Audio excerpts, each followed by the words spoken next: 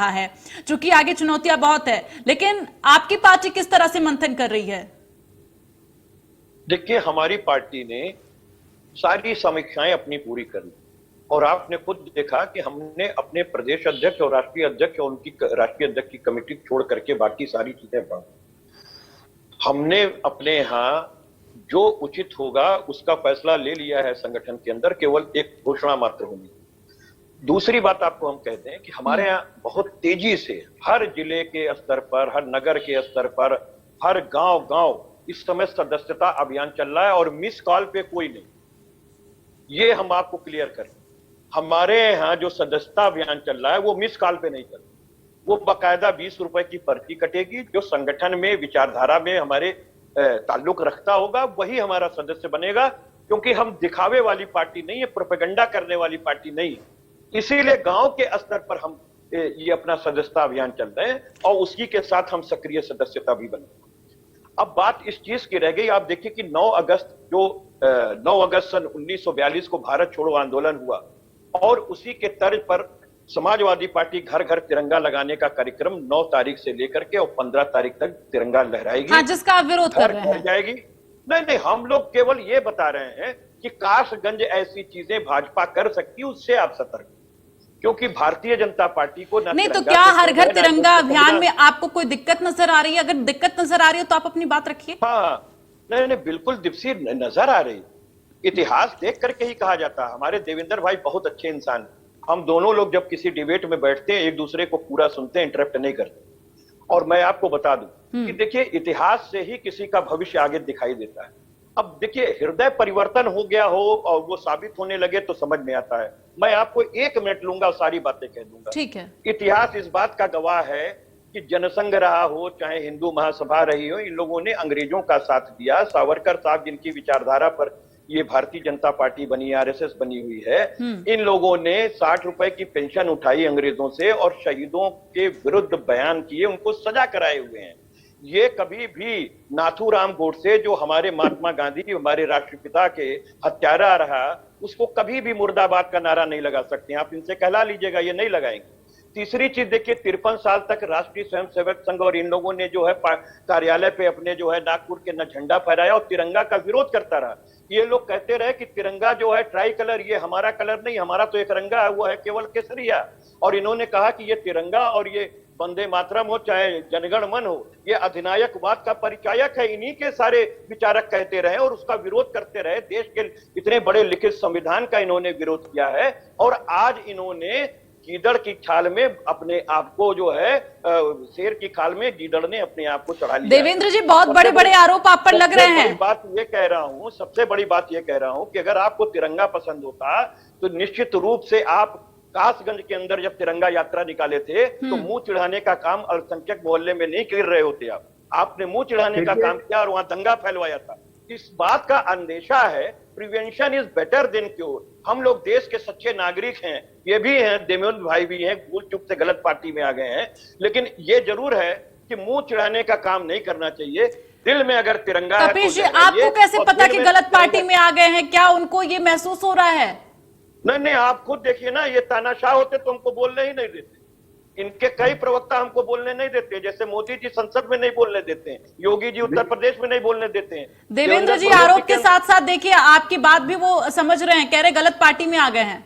देखिए, एक चीज और भी है कपीश जी, ये लोकतांत्रिक बात है, कहने के लिए चैनल्स पर बैठकर एक दूसरे का सम्मान भी जो है वो जरूरी होता है, लेकिन लोग सुने, ये अच्छी बात है। कपीश जी ने बात की, बहुत अच्छा किया, एलिकेट किया, और मुझे इस पर जो है क्लियर भी करना है, बताना भी है कि जिस तरीके से उन्होंने वंदे मातरम का नाम लिया, जिस तरीके से उन्होंने भगवा का जिक्र किया, जिस तरीके से उन्होंने आजादी का जिक्र किया, तो मैं गर्व के साथ कहता हूं कि मैं बहुत शानदार पार्टी में हूं और मैं भगवा नहीं, आपने देश के संविधान का विरोध किया, इस बात का जवाब चाहिए। मैं अपनी बात, ये आरोप लगा, मैं अपनी बात पर आ रहा हूँ। ठीक है, मैं अपनी बात पर आ रहा हूँ दृष्टि जी।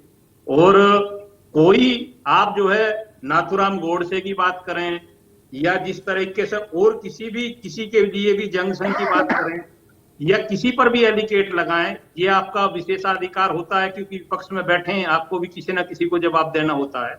और मुझे भी बात करनी है, मैं भी करता हूं कि मैंने तिरंगे का जिक्र किया, मैंने भगवा का जिक्र किया, मैं भारत के लोकतंत्र का हमेशा जिक्र करता हूं और मैं अब भी आपको ये बता रहा हूं कि जिस तरह से लोकतंत्र में आज ईडी और सीबीआई पर जिक्र होता कई बार आपने देखा है जो चला है, मैं प्रमाण के साथ बोल रहा हूं, ये ईडी और सीबीआई की कार्रवाई से जिस तरह से जितनी पार्टियां, उसमें समाजवादी भी हो सकती है, उसमें कांग्रेस भी है और उसमें ममता जी भी है, ये कह रहे हैं कि बार बार इसका इस्तेमाल हो रहा है।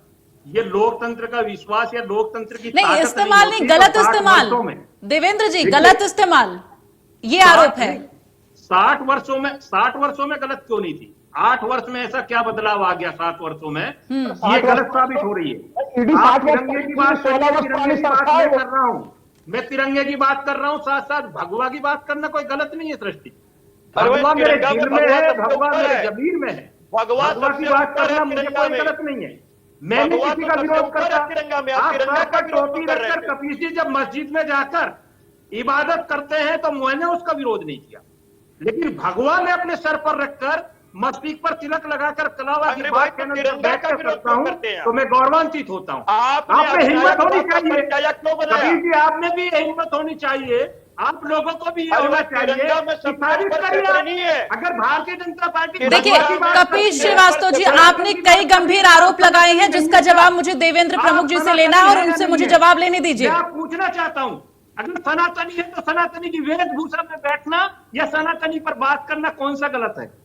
अगर आप मस्जिद की इबादत की बात कर सकते हैं तो आप हनुमान चालीसा का समर्थन करने में कौन सी गलत बात है? जब आप रोडों पर मस्जिद के टाइम पर जब आजान होती है खड़े होकर वहां टोपी लगाकर नारे लगा सकते हैं, तो मेरे आरोपों का जवाब नहीं दे रहे। हाँ ठीक है, राहुल लाल जी से मैं पहले एक कमेंट ले लूं, उसके बाद मैं आप दोनों लोगों का रुख करूंगी। राहुल लाल जी, जिस तरह से ये लगातार हर घर तिरंगा अभियान का जिक्र कपिल श्रीवास्तव जी ने किया और वो कह रहे हैं कि इसमें दिक्कत है, आपको क्या दिक्कत नजर आ रही है?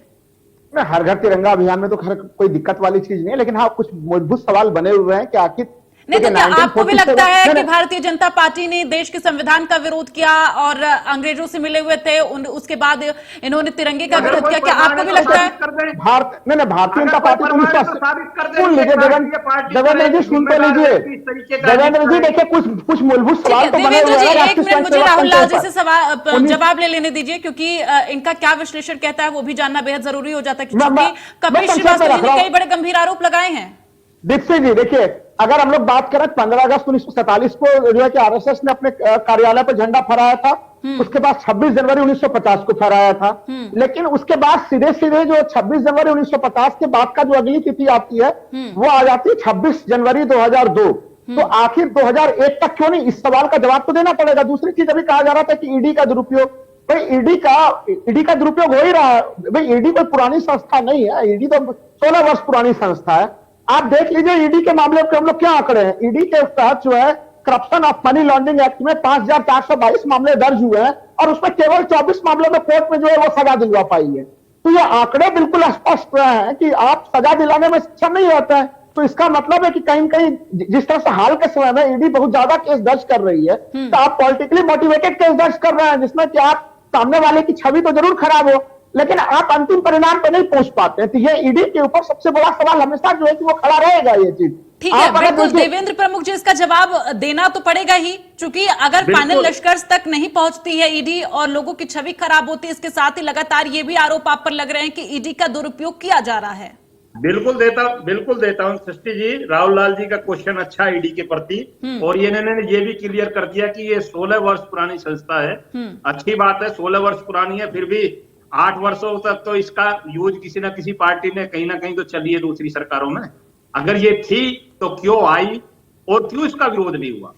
ये 8 वर्षों तक क्यों काम करती रही? क्यों समाजवादी या बहुजन समाज पार्टी या जो है ममता ने या किसी अदर्स पार्टी ने, कांग्रेस तो लाई, मैं नहीं कह रहा, क्यों इसका विरोध नहीं किया? क्या था इसमें ऐसी चीज जो इसको अब तक आपने 16 वर्षों तक झेला? आज भारतीय जनता पार्टी ने अगर कोई चीज बनी है और उसका शुद्ध रूप से कार्य करने की उसकी क्षमता और उसकी ताकत को जो ओपन किया है, उसको एक आजादी दी है। कुछ संस्था बनी थी ईडी, इस तरह की संस्था बनी थी, विश्ववैधानिक संस्था है और अपने आप में पूर्ण रूप से वो इतनी मजबूत संस्था है कि वो किसी के दबाव और भी सरकार के उसमें आए बगैर कोई चीज अगर एविडेंस के साथ देते हैं आप लोग, तो ईडी आपके भी भारतीय जनता पार्टी के खिलाफ भी काम कर सकती है। आप जाइए तो सही, अगर ईडी ने आपका फिर भी नहीं सुना तो माननीय सुप्रीम कोर्ट जो है वो सबसे बड़ी प्रक्रिया है इस देश में। आप जाइए तो सही, अगर आपके पास है तो जाइए। अगर ईडी में, मैं ये नहीं कह रहा कि कोई जेल जा रहा है, किसी की जांच हो रही है तो काले कपड़े पहनकर रोडों पर रोने का क्या मामला है? आप महंगाई पर चर्चा कीजिए, मुझे कोई दिक्कत नहीं, आप जवाब लीजिए, मैं बात करने को तैयार हूं। लेकिन महंगाई को छोड़कर आप ईडी के विरोध में या सीबीआई के विरोध में सड़कों पर काले कपड़े पहनेंगे तो देश की जनता को शक तो होगा ही। अगर आप ईमानदार है तो होने दीजिए जांच। कब तक करेगी ईडी, कब तक करेगी सीबीआई? जेल तो आपको जाना नहीं क्योंकि आपने कुछ किया नहीं, तो होने दीजिए, आने दीजिए, स्वागत कीजिए इसका।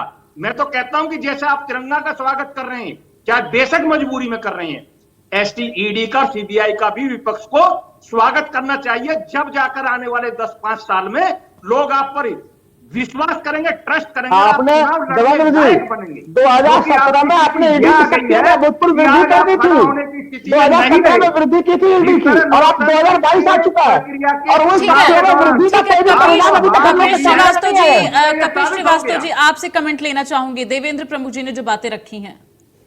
देखिए, सबसे पहली चीज देवेंद्र भाई को एक बात कह दें कि जब कांग्रेस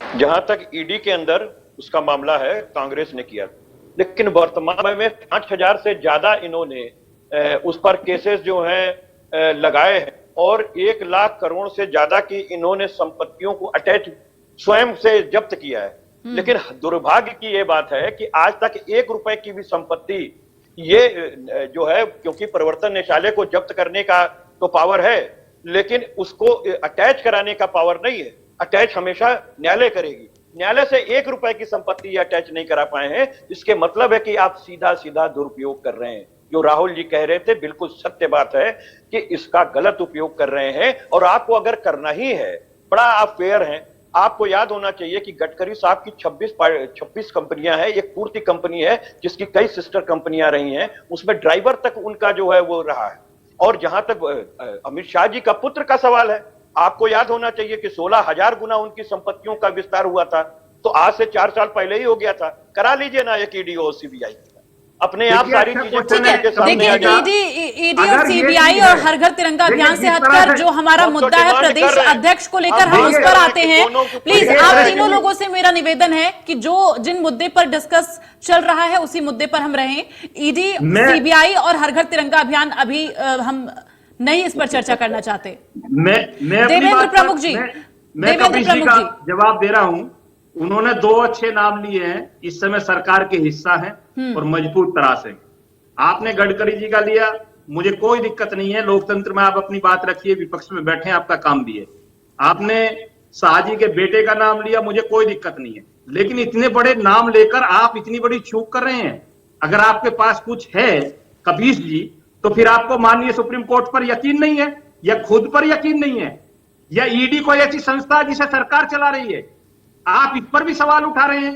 बिल्कुल उठा रहे हैं। विश्वास कहां गया? अरे हम क्या उठा रहे हैं? प्रक्रिया नहीं है। सुप्रीम कोर्ट सीबीआई जो है सरकार चलाती है, इनको कोई अधिकार नहीं है इनके पास। आवाज नहीं है, आप जाइए ना, की आवाज नहीं है। देखिए, आप दोनों लोगों से मेरा निवेदन है, जिस मुद्दे पर हम डिस्कशन कर रहे हैं उसी मुद्दे पर रहें प्लीज। बड़े तरीके से बोल रहा हूं कि आपके पास अगर कुछ है देश को खतरा है। ठीक है, चलिए इस चर्चा में शामिल होने के लिए राहुल लाल जी, कपिल श्रीवास्तव जी, देवेंद्र प्रमुख जी, आप तीनों लोगों का बहुत बहुत धन्यवाद। आप लोगों ने मुद्दे को भटकाया और लगातार ये आपसे रिक्वेस्ट भी मैं करती रही कि हम जिस मुद्दे पर बात कर रहे हैं उस मुद्दे पर रहते हैं, लेकिन नहीं, आप लोगों को ईडी, सीबीआई इन सब पे बात करना था। फिलहाल सवाल यही कि आखिर बीजेपी अभी तक अपना प्रदेश अध्यक्ष फाइनल क्यों नहीं कर पाई उत्तर प्रदेश में, चूंकि लगातार कई नामों को लेकर मंथन चल रहा है और इतना वक्त क्यों लग रहा है, सवाल यही। लेकिन इसका जवाब पूरी तरह से देवेंद्र प्रमुख जी नहीं दे पाए हैं। सवाल तो बनता है। मैं फिलहाल के लिए बस इतना ही। बाकी खबरों के लिए आप देखते रहिए इंडिया न्यूज उत्तर प्रदेश उत्तराखंड।